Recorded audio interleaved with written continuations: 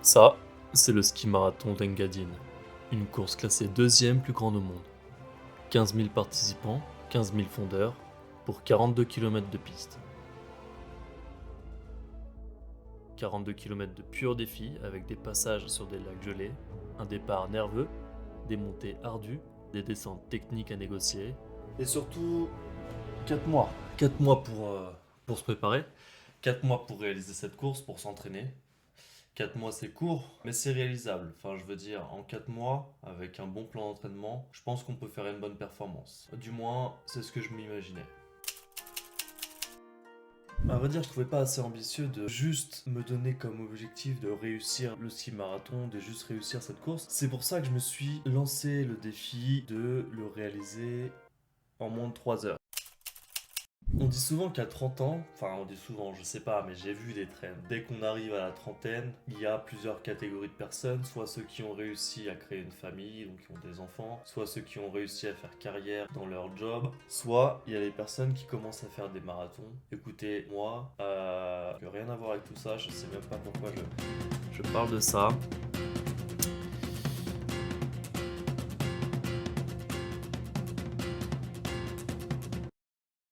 On va parler aujourd'hui ski de fond, du coup, de cette course, de cette préparation. Pourquoi je me suis inscrit à cette course? Du coup, l'opportunité pour moi de sortir de cette zone de confort. Je voulais un défi qui testerait non seulement ma force physique, mais aussi mon endurance, ma volonté, puis comment je pourrais apprendre un nouveau sport, hein, l'apprentissage des mouvements, des techniques, des nouveaux muscles engagés. Et bien sûr, je voulais essayer d'accomplir une performance là-dessus. Je trouve fascinant de voir la façon dont notre physiologie s'adapte au stress, de voir comment notre corps humain récupère, comment il s'adapte et améliore du coup ses capacités physiques. Bien que je parte avec des bagages assez solides en main, je peux retrouver de la musculation durant de longues années, du sport d'endurance durant de longues années aussi. J'ai toujours fait du sport dans ma vie, j'en fais aussi mon métier. Ces derniers temps, je me suis quand même concentré sur de la musculation basée uniquement sur de l'hypertrophie ou de la force, et j'ai complètement délaissé le côté cardiovasculaire. Du coup, me lancer un objectif qui pourrait me faire sortir un petit peu de cette routine de musculation, c'est exactement ce qu'il me fallait. Et mieux encore, pour améliorer mes capacités cardiovasculaires, franchement, quoi de mieux que le ski de fond?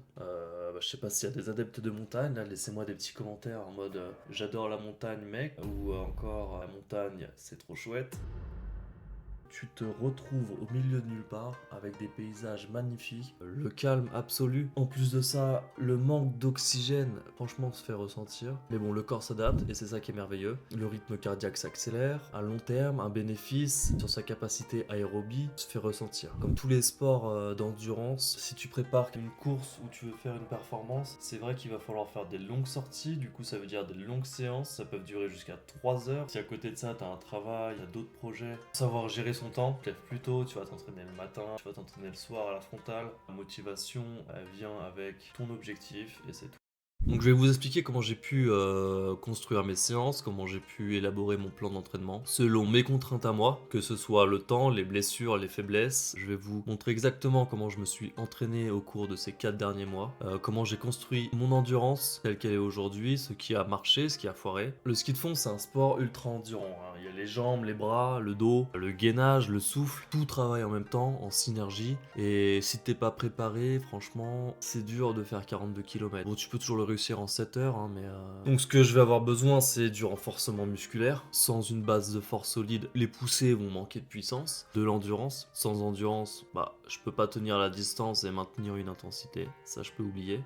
Du gainage. Sans un centre solide, je vais perdre en stabilité, en efficacité, en fait, dans chaque mouvement. De la technique. Sans une bonne technique, tous les mouvements vont me demander beaucoup plus d'énergie qu'il ne le faudrait. Et bien sûr, de la récupération. Sans une bonne hygiène de vie, incluant nutrition, sommeil, hydratation, tu vas pas pouvoir récupérer, tu vas pas pouvoir faire de performance, ça tu peux oublier aussi. Ça fait des années que j'habite mon corps, donc je le connais assez bien. Chaque corps est différent, on a tous une morphologie différente, et ça il faut bien se le mettre dans le crânos. Selon chaque profil, il y aura un plan d'entraînement différent. Chacun ne va pas réagir au même rythme ou à la même intensité d'entraînement. On a tous des contraintes différentes, tout profil n'est pas distinct. Ce que vous le savez, hein, si vous avez l'habitude de me suivre, en vrai c'est impossible parce que c'est ma première vidéo et j'ai 0 abonnés.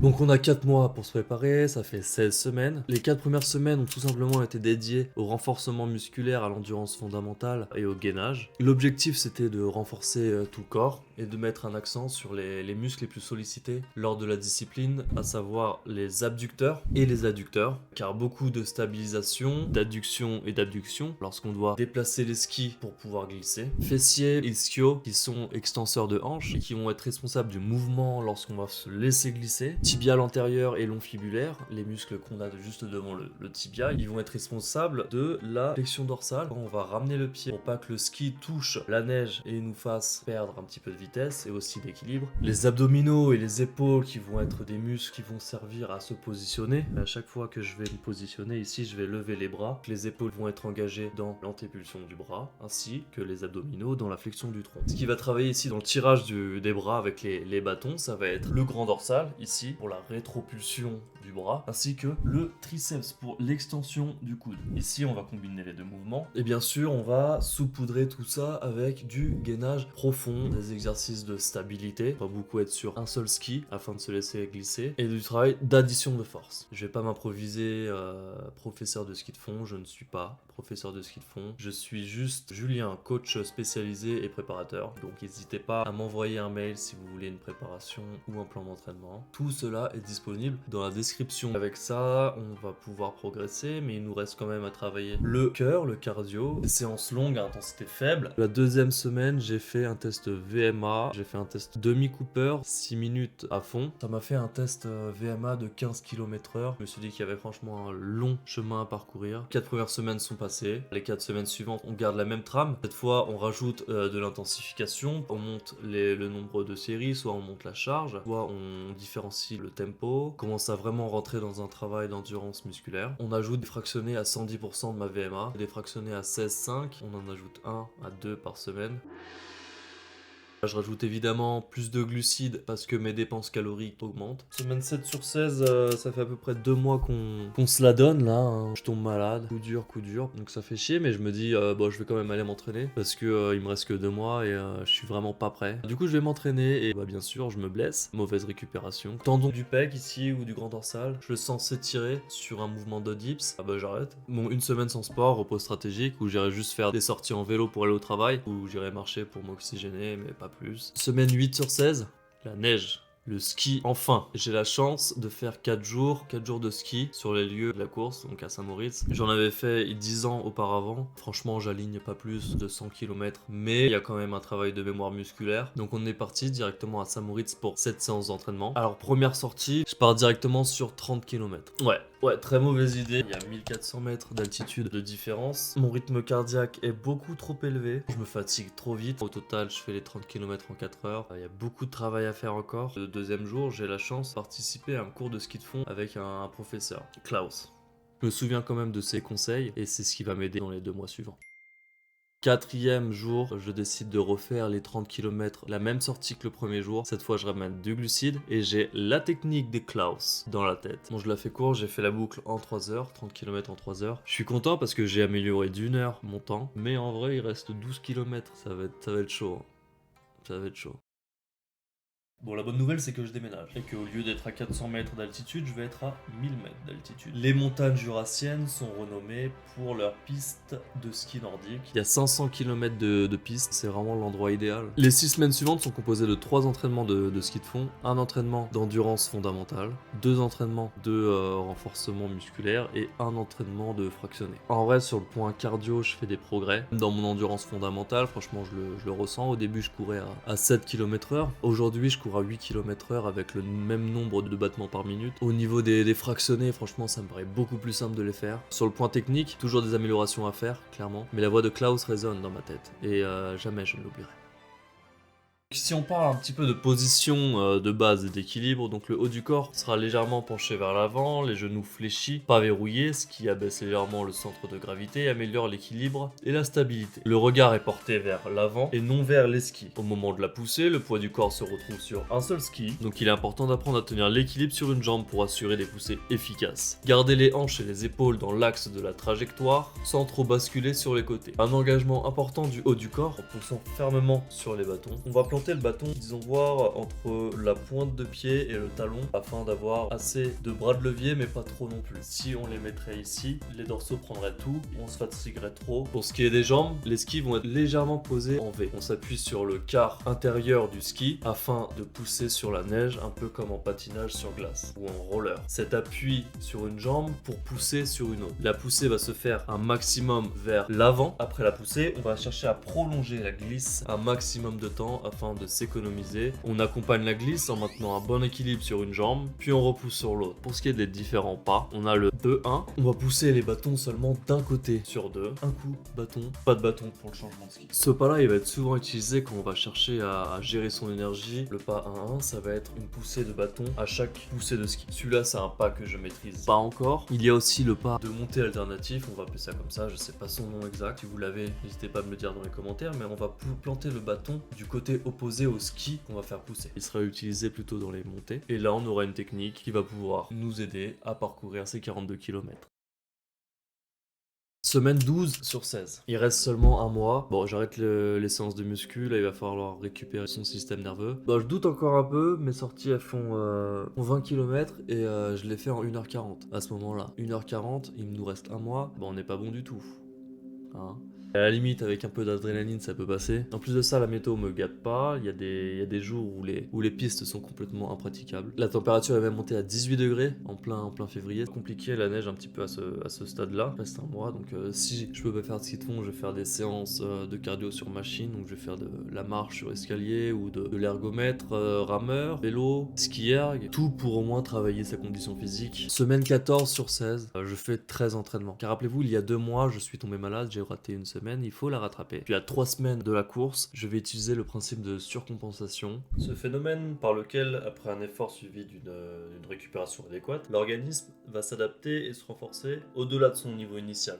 Franchement, ça a été une semaine très éprouvante physiquement, mais le mental était toujours présent, la météo était bonne. Typiquement, on se lève, on néglige pas la nutrition, un bon petit déjeuner afin de prendre déjà de bonnes calories pour sa journée. On enfile sa capote sur la tête, très important. On embarque les skis dans la voiture, 10 minutes de route, on enfile les skis, puis ça part. Cette semaine, 7 entraînements de ski de fond, 2 entraînements en fractionné, 4 entraînements sur cardio à la salle. Il y a une fatigue musculaire, une fatigue aussi qui se fait ressentir sur les tendons, sur les ligaments, que ce soit du coude ou des genoux. Donc semaine 15, on passe directement à 5 entraînements par semaine. Que du ski de fond et du gainage. On décharge complètement, 15 km grand maximum. Semaine 16, dernière semaine, décharge complète. 8 km le lundi, mardi, repos complet. Mercredi, à la salle, on fait tourner un peu les jambes. Jeudi, départ pour Saint-Moritz. Après 6 heures de voyage, j'arrive enfin à Saint-Moritz. On est jeudi, du coup, dans 3 jours, c'est la course. J'ai vraiment cette envie d'enfiler les skis déjà et de partir. Le soir de notre arrivée, on va voir la course de nuit. C'est 17 km en frontal. Ça a l'air hyper intéressant parce que ceux qui s'inscrivent à cette course, c'est plutôt, disons voir, ceux qui ont l'habitude de s'entraîner. Là, il y aura plus de niveau dans cette course-là que dans le ski marathon où on retrouve tous les profils. Vendredi, j'enfile les skis et je décide d'aller faire quelques kilomètres, là où j'ai pas encore découvert de pistes. Il y a beaucoup de monde sur les pistes, ça sent bon la compète. Franchement, il y a une très bonne atmosphère. Déjà, à Pontresina, là où ma copine m'attend, et je vais pouvoir aller chercher mon dossard. Très bonne organisation, le village marathon est super sympa. Quelques petites activités organisées par les sponsors. Très mignon, on s'amuse un petit peu. Donc le samedi, je décide d'aller faire 6 km, cette fois-ci plus vers Silvaplana. C'est la première fois que je vais skier sur un lac gelé. Le vent me pousse, je sens des sensations dingues de glisse. Seulement, faut s'arrêter là parce que demain c'est la course. Le soleil se couche sur Saint-Moritz. 200 grammes de pâtes sont complètement digérés. Je vais me coucher, il est 22h. Réveil 6h20, le départ c'est 8h59. Beaucoup de glucides, protéines, là c'est bon. Là je le sens, le petit stress. Là je suis un peu nerveux, mais ça fait plaisir. On part pour la course. Des bus passent tous les 3 minutes. C'est déjà impressionnant parce que 5 bus sont passés et tous étaient remplis. Enfin un bus arrive, on arrive à rentrer dedans. On part, du coup direction Maloya, direction le départ. Le premier départ est à 8h. On regarde à notre gauche une masse de skieurs avec une technique de dingue. C'est les plus forts qui partent en premier. Expliquer un petit peu, sur 15 000 participants, il y a 30 vagues de 500 personnes. Chaque vague part toutes les 15 minutes du plus fort au plus faible. Donc faut savoir que moi quand je me suis enregistré à cette course, j'ai estimé un temps entre 2h50 et 3h20. Parce que mon objectif bien sûr c'était de faire en dessous des 3h. Faut savoir que les meilleurs font dans les 1h30, donc c'est des sauvages. Non, ils sont chauds. Arrivé à Maloya, c'est parti, on sort du bus. Grosse musique, une masse de monde. Faut que j'aille au départ, ma vague part dans 15 minutes, un peu moins même. Je me faufile directement dans ma vague. En vrai, je suis positionné un petit peu au milieu. Musique qui retentit. Le départ est lancé, le vent nous pousse, on est sur les lacs, il y a du monde partout, il y a une ambiance de dingue, il y a même des spectateurs, tout le monde encourage. C'est quelque chose, là je me dis on y est et c'est quelque chose. Mon cœur bat trop vite par contre, je décide de calmer ma respiration. Devant moi, je trouve des dossards des autres vagues. Je suis content de les dépasser déjà. On arrive bientôt au kilomètre 12. Silva Plana, premier ravito, de boissons isotoniques, un gobelet d'eau. Puis je repars directement. Je regarde ma montre, 38 minutes, 12 km. Putain yes, ça fait plaisir. Par contre, faut pas que je me chauffe trop parce que c'est quand même la partie la plus facile. Comme j'ai dit, le vent nous poussait, on était sur le lac. Kilomètre 14, une longue ascension maintenant. En l'occurrence, elle attend pas que moi parce qu'il y a deux files qui se sont organisées. On va devoir passer en file indienne. Ce qu'il y a, c'est que on marche littéralement. On est tous les uns derrière les autres et on marche. Là, il n'y a plus de ski, franchement, c'est de la marche. Donc je me dis que ça va beaucoup me faire ralentir sur ma moyenne de vitesse. Au bout de la montée, je décide de relancer. On y va. On relance, je double beaucoup de monde et je me dis que si toutes les montées sont comme ça, va falloir que je monte l'intensité dans les plats ou les faux plats, que je me repose dans les montées. Kilomètre 17, on arrive à Saint-Moritz, là où les encouragements de ma copine se font ressentir. Relance. On arrive au kilomètre 19, la fameuse descente, connue pour ses chutes spectaculaires. J'ai beaucoup trop de vitesse. Il y a quelqu'un devant moi qui est en plein chasse-neige en train de freiner, je freine aussi, mais ça suffira pas, je lui rentre dedans. On repart, on est toujours dans la descente. Là, on prend un maximum de vitesse et je retourne. Là, cette fois tout seul, je suis encore dans la descente, j'arrive à reprendre de la vitesse, les encouragements. Et on est reparti. Kilomètre 20, Pontresina. Deux boissons isotoniques dans le gosio, un verre d'eau. Je commence à avoir un petit peu le ventre lourd, je crois que j'ai bu un petit peu trop. C'est pas grave, on relance. Kilomètre 22, le passage est serré. Et bien sûr, toujours autant de monde. Je me prends dans les bâtons d'un gars. Ces bâtons arrivent un petit peu dans mon œil. Je me le suis pris, je suis tombé. Troisième chute quand même, ça fait beaucoup. Je décide de relancer. Je relance, sauf que hop, ok, il y a un bâton qui s'enfonce un peu trop dans la neige. Là, qu'est-ce qui se passe? Le pic de mon bâton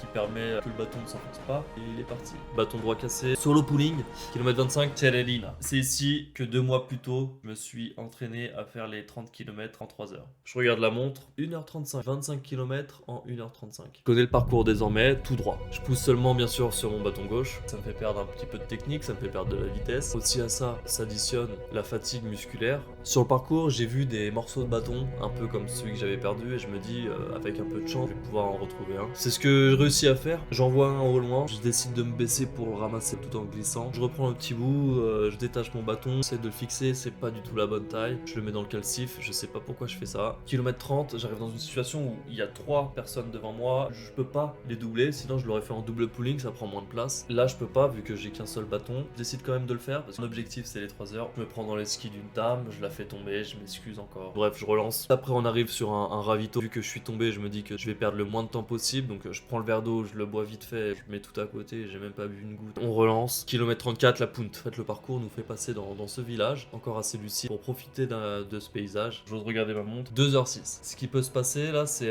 soit j'ai gagné, soit je casse mes skis. Kilomètre 40, je vois le panneau 2 km restant. Le parcours se finit sur 3 grandes bosses. Il y a un peu moins de monde quand même. On va pouvoir en doubler quelques-uns dans les montées. Les montées sont désormais derrière. J'ai l'impression que ça fait 10 km. Je vois toujours pas le dernier panneau, kilomètre restant. Mais au loin, je vois l'arrivée. Une dernière descente suivie d'un virage. L'arrivée est franchie. Ma montre, 2h37. Là, c'est un bonheur. Là, c'est un éclatement de joie. Parce que tous les sacrifices que j'ai fait pour en arriver. Non, je déconne. Non, j'ai pas fait énormément de sacrifices que ça. Comme je vous l'ai expliqué, c'était juste un plan d'entraînement à suivre. Comme on dit, trust the process. Je me rappelle que je mets mes mains comme ça là, sur les bâtons. Là, ça s'enfonce un peu là parce qu'il y en a un qui retient pas la neige. Voilà. 2h37 et 39 secondes. Même si non, en vrai, si j'avais pas fait les 3 heures, ça aurait peut-être pas été du bonheur. Mais ça aurait été aussi un moyen de se dépasser pour l'année prochaine. Si je devais faire un débrief de cette aventure, je dirais que ces 4 mois de prépa ont considérablement augmenté ma condition physique. Négliger le cardio a été une grosse erreur, mais que ça m'offre aussi une marge de progression assez haute et que je peux vous la faire partager et ça fait plaisir. Sinon, au point de vue de la course, 2h37, très content parce que, on va le rappeler, rappeler mes 4 chutes. Je suis tombé malade une semaine pendant la prépa, un bâton cassé. Voilà, il y a beaucoup de facteurs qui sont améliorables, que le temps aussi, du coup, est améliorable. Après, les conditions météo étaient super bonnes et favorables, du coup, à un bon chrono. N'hésitez pas, vous, à me dire dans les commentaires si une édition numéro 2 vous plairait. Dans le cas où ça vous plairait pas, je la ferai quand même, en vrai. Je pense que cette fois-ci, on passera en dessous de la barre des 2 heures.